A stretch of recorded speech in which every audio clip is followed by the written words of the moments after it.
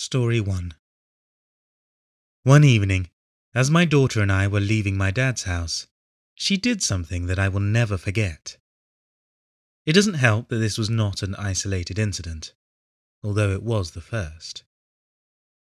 That evening, I was carrying her to my car. I had just reached the back door when she gripped my arm hard enough to hurt slightly and said, "Daddy, what's that?" while staring across the street into the dark lot beyond. I immediately went on high alert but couldn't see anything but a dark house and the dark outline of cars under the garage. I was about to tell her it's nothing when she gripped my arm harder and her words gave me chills. She said very quickly, "Daddy, that's a scary ghost and it's coming closer. Please, let's go." I didn't even know she knew what the word ghost meant or that she even knew the word at all. It was obvious she was very frightened, which in turn made me nervous. I quickly strapped her in and hurried to my own seat and closed the door. She continued to glance over her shoulder and didn't calm down until we were gone from that neighborhood. I figured it may have been her imagination, but I did some research and read that you never tell your child nothing is there. It's better to say, ignore them or they can't hurt you. There have been more instances during the past few years.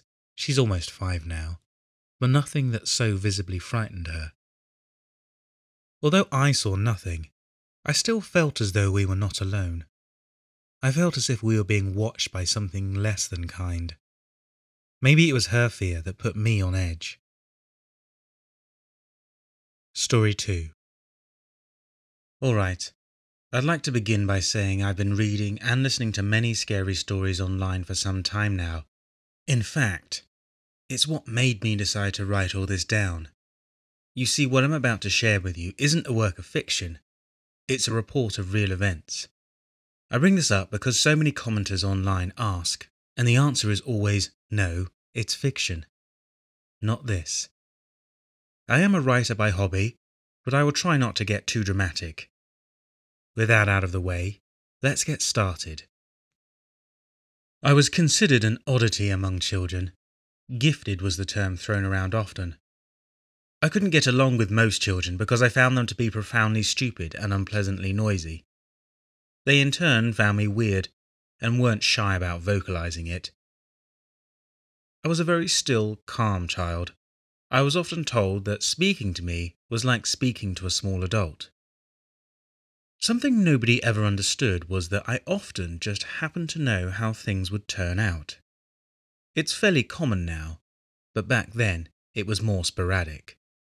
Still, this sense of what was to come is almost never wrong. My mother and I lived in a low-income apartment complex at the edge of town. She'd recently begun dating a man named Jerry. My mother had invited him over one night and put me to bed. I could hear them in her room, and nobody had shared the talk with me, but somehow I just knew they were having sex and the basics of what that entailed. I was only 6 at this time. You see, I bring it up because this is where everything changed. I couldn't sleep. I wasn't afraid of the dark like most children, and I didn't believe in monsters in the closet or under the bed. I just lay in my bed, bored out of my mind. There was a window across my small room near the head of my bed. A yellow street light was out there, allowing me to see my room fairly well. There was also a tree, which had a branch always hanging in view. I focused on the tree as a desperate attempt at amusement. After all, I couldn't disobey my mother and leave the bed. While there was the branch bare from autumn, something else was coming into view. At first, I didn't know what to make of it and brushed it off as my imagination. It seemed like the shadow of a large spider's limbs, easily mistaken as the branch in the beginning. Then I realized it didn't align. This object, moving these spidery legs slowly into view, were coming from below the window, while the branch hung from above. It wasn't long before I realized it was a hand, with long fingers, like claws. There was a mass that the hand connected to, but it was too large to fit entirely in the window. It tapped on the glass. That was enough to send me screaming out of my room. My mum's room was across the hall. I pounded on the door, looking back at the window. The shadow was still there, tapping patiently. I could feel it staring at me, somehow knowing exactly where I was and wanting me to come back. I called to my mother, pleading for her to let me in. She just told me to go to bed, completely oblivious to how odd it was that I would behave this way. So, I tried to play the innocent child card, asking what she was so busy doing. She just got angry. I shut my eyes, sobbing uncontrollably, balled up in the corner of the hallway. I was too terrified to go back to bed. I don't remember anything after that. My mother eventually married Jerry. They got a house together in a nice neighbourhood. There were a few kids that could bear my company now that I was a little older. However, since that night with the thing in the window, I'd been having nightmares. They were so terrible I had to learn lucid dreaming. Of course, this being in the days before the internet or widespread popularity of the occult, I didn't know it had a name, and I had to learn it myself out of necessity. With control over my dreams, I was able to minimize the nightmares, but I could never fully get rid of them. It was like taking shelter in a house while a horrible storm persisted outside. I knew it was there, but I'd try to ignore it. Something was different when we moved into that house. My room was just beneath the roof, giving it a weird shape according to the roof's design. Because of this large pyramid-like corner cutting into my room, there was always this dark spot. In fact, there was a small light bulb with a tassel in the corner. That was how dark it was, no matter how bright the day happened to be. That corner frightened me at night. There was something sitting in it, watching me.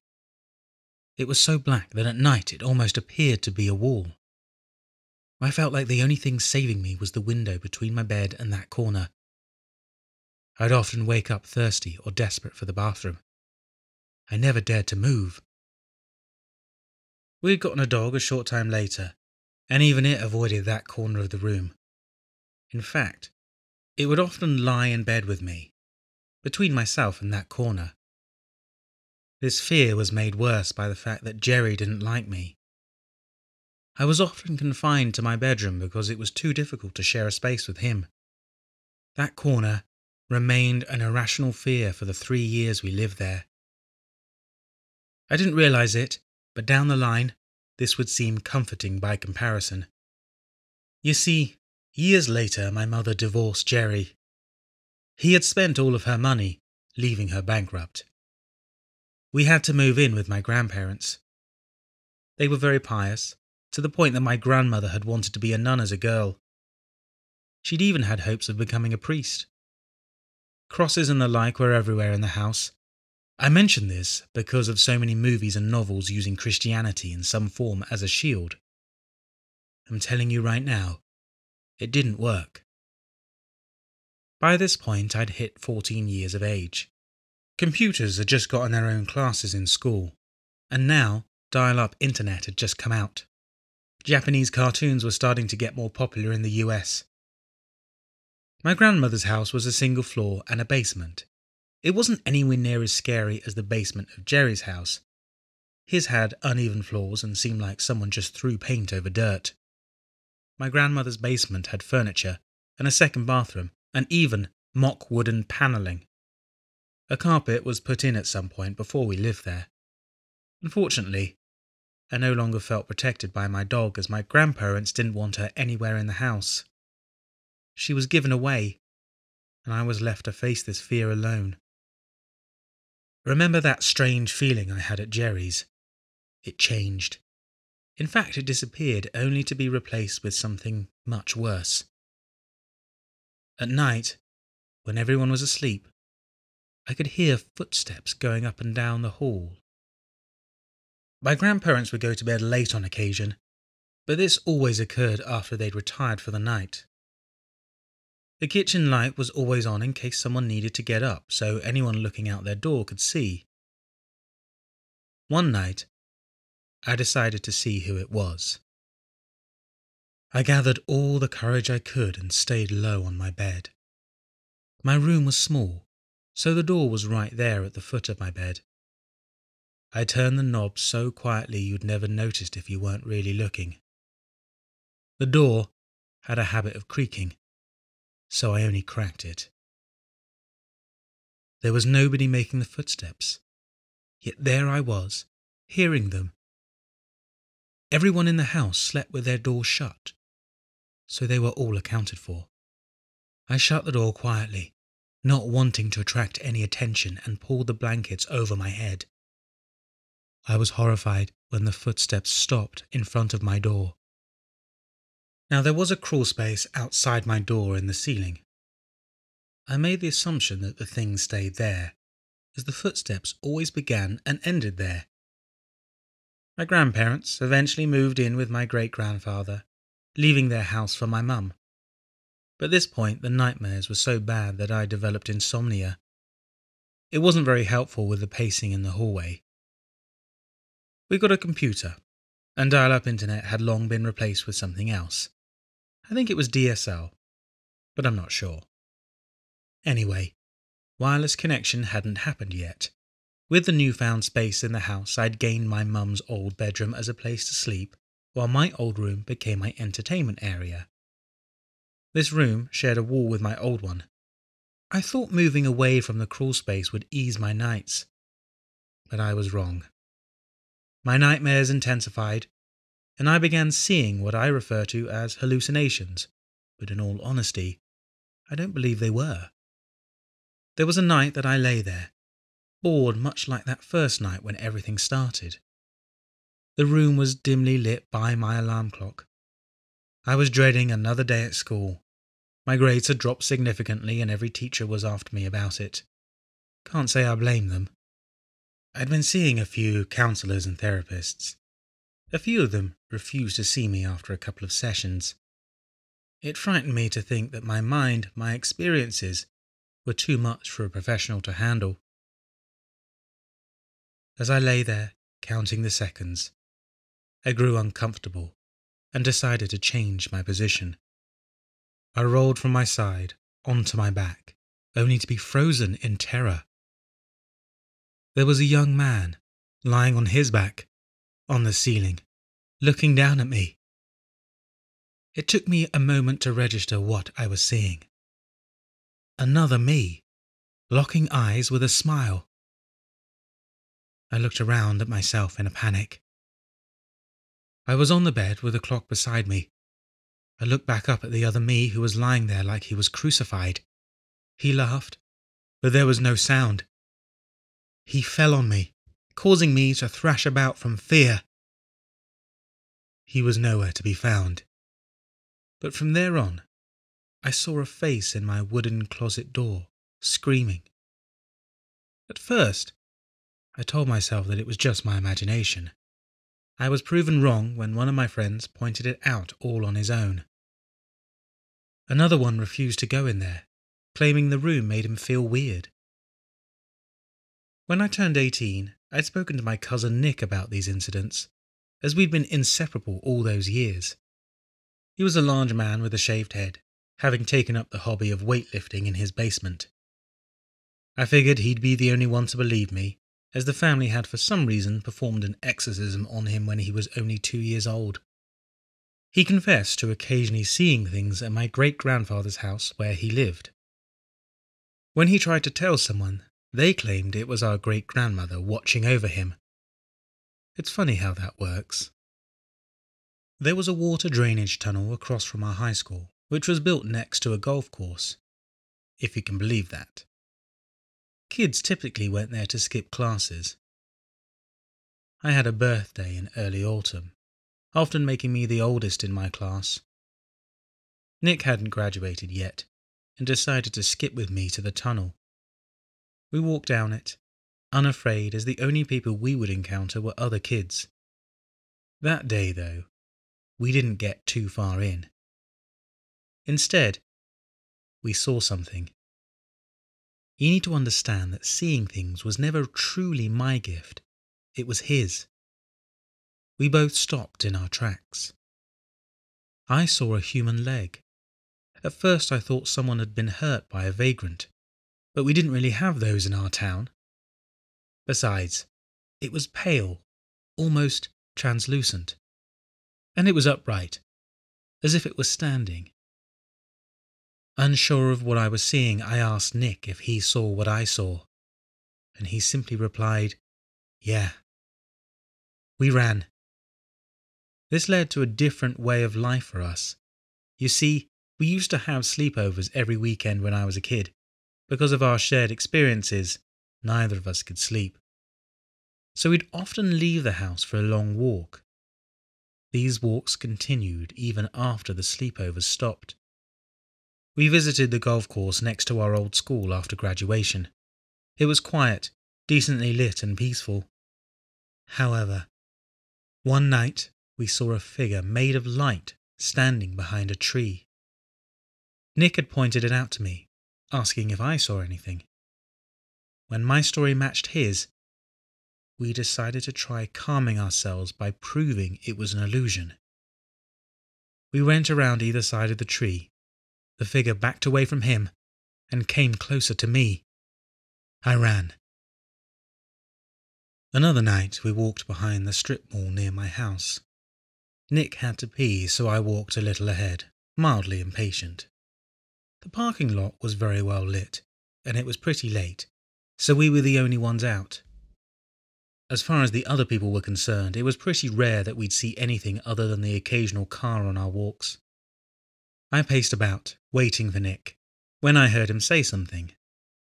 I walked back, calling to him. "What? I didn't hear you." He came out from behind the dumpster we'd been urinating behind. His eyes were wide.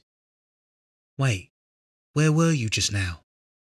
I pointed off a good 30 feet or so. He grabbed me and hurried away from where we were, looking back from time to time. Once we were across the parking lot and crossing the street, he finally told me what happened. Apparently, while he was behind the dumpster, he saw a shadow on the building, moving like it was creeping up on somebody. Since the parking lot light was behind him, he thought it was me. It couldn't have been someone else, as there was nowhere for anyone to sneak up on us. He thought it was me and jokingly said he saw me. That was when he heard me calling back to him from a distance. That shadow wasn't mine, and there was nobody else in the area. I looked up haunted locations in our town after that. The strip mall was one of the locations, reported to have numerous sightings of a shadow moving along the walls of the stores, and items falling for no reason. We shared our stories with my friends Natalia and Javier. They were interested in ghost hunting with us. Natalia was a tomboy of Puerto Rican descent. She had her share of trauma in life, both at the hands of friends and, sad to say, family. She was studying Wicca at the time, and had many of her own encounters, such as ghostly images regularly appearing in photographs. Javier was a short Mexican man. He was a Catholic, but was also a thrill-seeker. He never had any real experiences like the rest of us. This balanced us out very well, since Nick somehow managed to claim himself as an atheist. Thinking back, I'm pretty sure that's some bizarre method of comforting himself. I was agnostic, so I felt like we might accomplish something. I think I was just glad to have a group of people to share this with. I felt like I could finally stand up and confront whatever it was that was harassing me. It didn't quite work out that way. You see, it wasn't until later that I learned how it works. If you notice them, they notice you. And if you fear them, they will hunt you.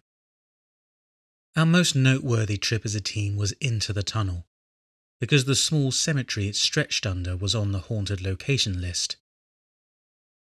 This cemetery was at the very end of the golf course and on the side of a steep riverbank. We had to be very careful getting in and out. We went 3 hours into that tunnel before something happened. We started hearing voices coming from deeper in the tunnel. Everyone froze. I explained that it could be a noise from above ground as we occasionally passed a manhole cover. We shut off our flashlights to avoid any tricks of the light, and I whistled a bit of that generic circus song. We waited, hearing the echo travel. After a moment of silence, a completely different whistle answered back. That was enough for me, but the others reluctantly pushed us to go on. Anyone who's done urban exploration can attest to the strange environment of a water drainage tunnel. Ladders to the manhole covers were often rusted or covered in minerals, from years of rainwater pouring over them. Small, soft stalagmites hung from the ceiling. One got Javier in the face, forcing him to clean it off. He said it tasted gross and salty. Sometimes there was a branch-off point or a sort of waterfall. I wish I knew where all that water was coming from when it wasn't raining above ground.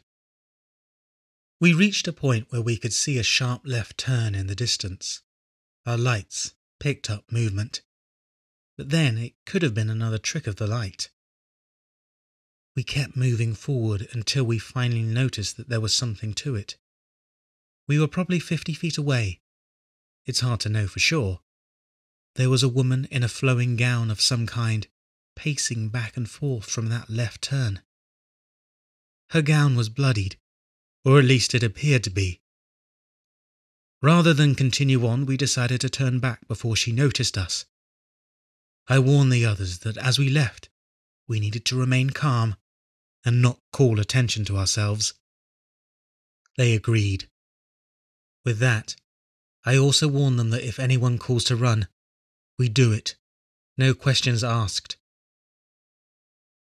I was very angry when Nick was the first to turn back. Javier followed him close, but Natalia was kind enough to stay near me, even though she and the others voted me in the back. You see, the tunnel was small enough that we could pass one another with some effort, but had to walk single file.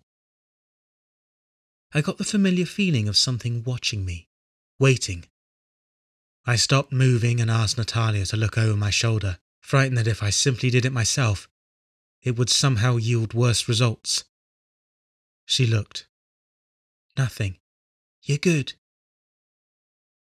We continued on for a bit until I felt a cold hand press down on my shoulder. I quietly called Natalia's name, only for the hand to shove me forward violently.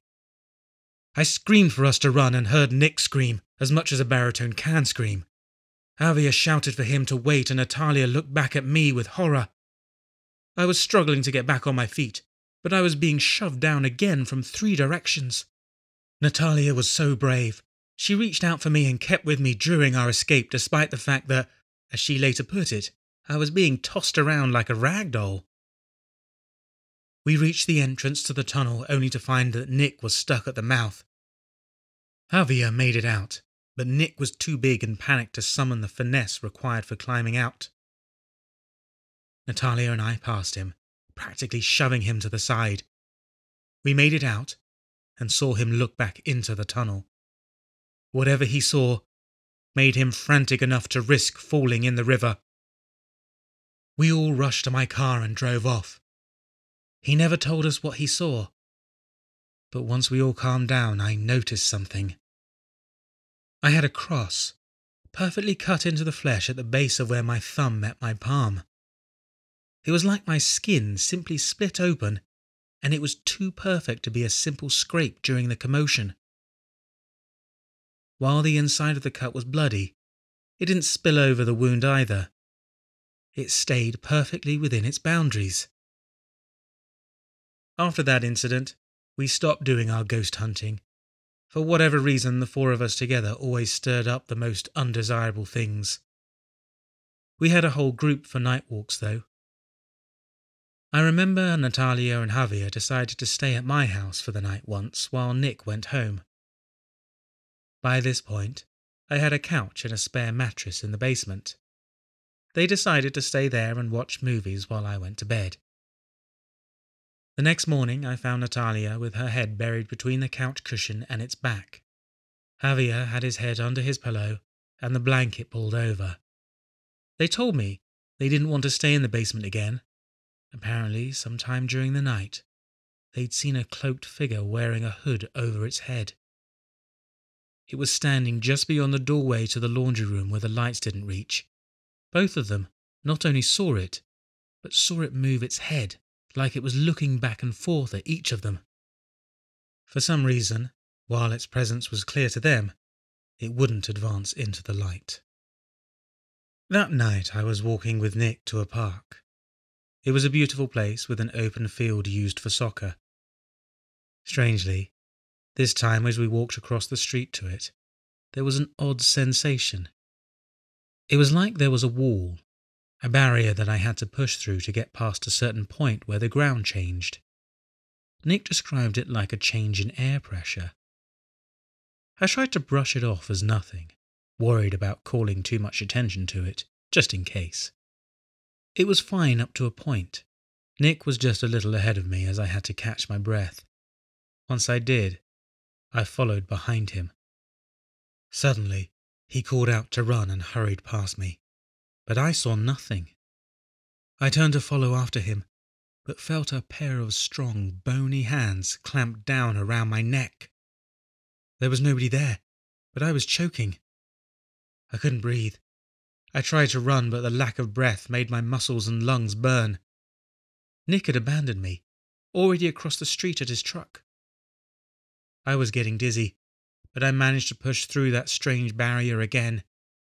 Once I did, those hands vanished like they were never there. I was angry at Nick, even though I could understand it. He said that he'd seen someone in a black cloak coming at us. They were running straight for us, and he didn't want to wait. You can imagine how this made me feel. In our efforts to confront whatever it was that had haunted me, we only succeeded in making it more aggressive. I conceded defeat and decided to shove it all in the back of my mind, bury it so it was no longer part of me. We stopped our night walks for a while. We hoped that might help reduce the number of incidents. Of course, Nick didn't have to worry about his house like I did.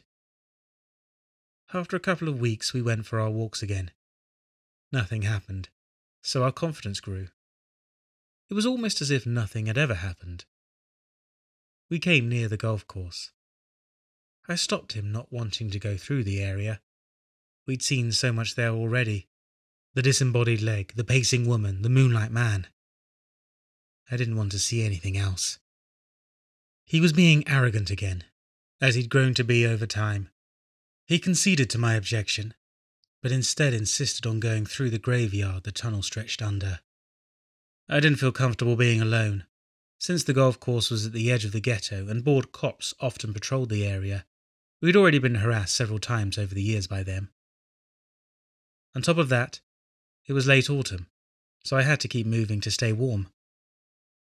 We paced through the graveyard. It was honestly quite dull. There was no activity whatsoever, it was literally dead. Still, I was relieved to leave the graveyard without incident. We neared the exit. It was a bit odd, having only a single stone bridge providing the way out. The bridge had a staircase connected to its side leading down to a small pond. We reached the bridge when a squad car turned in. We rushed down the steps, hoping the driver didn't see us. After all, he had his searchlight on and would be focused on the areas it lit. We moved away from the base of the steps and pressed ourselves up against the bridge. The car stopped at the centre of the bridge and turned its light into the graveyard. We didn't want to be caught, as we were technically trespassing, even though the gates were open. It wasn't long before a second car pulled up beside the first. The searchlight shut off, but they remained on the bridge. We couldn't see what they were doing, just their headlights. That was when I noticed something horrifying. There was a young tree several feet away from us, just large enough to be climbed. It still had leaves on it, unlike most of the other trees in the area. A pair of yellow eyes were staring at us. I nudged Nick with my elbow, unable to speak. He looked on and let out a gasp. I think he wanted to scream but caught himself. A creature climbed down the tree head first, like a lizard. Its shape was identical to that of a large dog or wolf. It was completely black. Now I say that, I don't mean its fur. I mean that the moon was full and there was almost no clouds in the sky, yet something was off. This wolf's fur didn't have any shine. It was like a silhouette or a shadow. It crept towards us with its head low and its movements deliberate. There were dry leaves everywhere, blanketing the grass. When we ran down the bridge, we made a pretty good amount of noise. Yet this thing made absolutely none. The cold, stiff grass didn't crunch, and neither did the leaves. It came close, so close that it could have bitten me. It barely spared a glance at Nick, keeping its focus on me. It didn't even take notice of the police cars above us. It paced around the tree it came from. It was utterly unafraid, even showing its back to us. Finally, it went over to the pond, which was to our left. We watched it sink down into the black water. The disturbing thing about this was that the moon's reflection never became disturbed by ripples. The wolf never came back up either. We were stuck there a while longer before the police left. We hurried back to our homes after that. When I turned 20, my mum kicked me out of the house.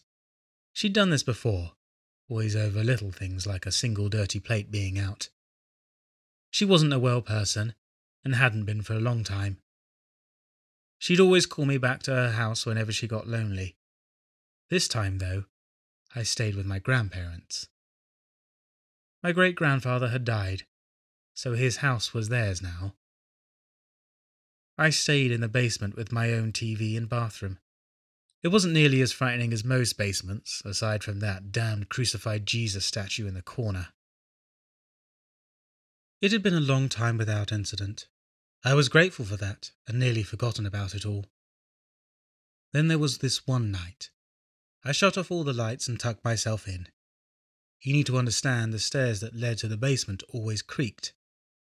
Nobody could go down them without making a lot of noise. There was nothing, absolutely nothing to alert me that someone was in the basement, either before or after.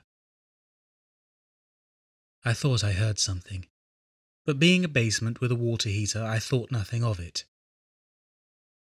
Shuffling occurred nearby, but nobody would go down there without turning on the light. There wasn't any way to see. It was completely black. The shuffling grew closer until something smashed. There was a great commotion of things being toppled. The clothing that hung on the rack made a noise like it all fell over. Next, the collectible figurines beside the bed fell over loudly. My grandmother's statues toppled to the floor, and oddly enough, it wasn't random. It happened in a circle, starting at the left foot of my bed to the right, directly next to me. I clenched my eyes shut, petrified and shaking violently.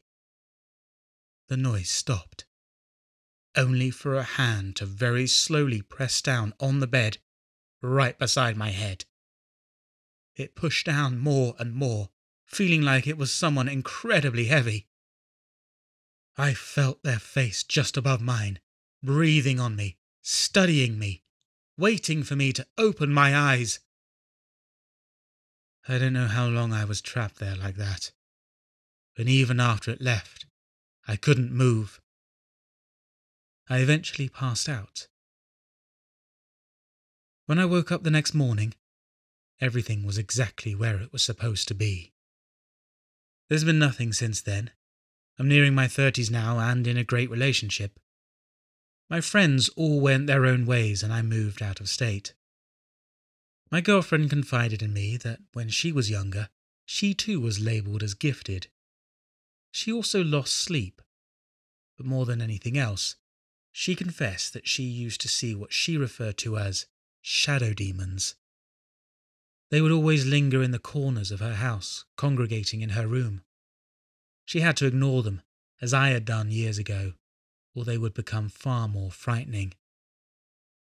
We live fairly boring lives now, but every now and then something odd will happen.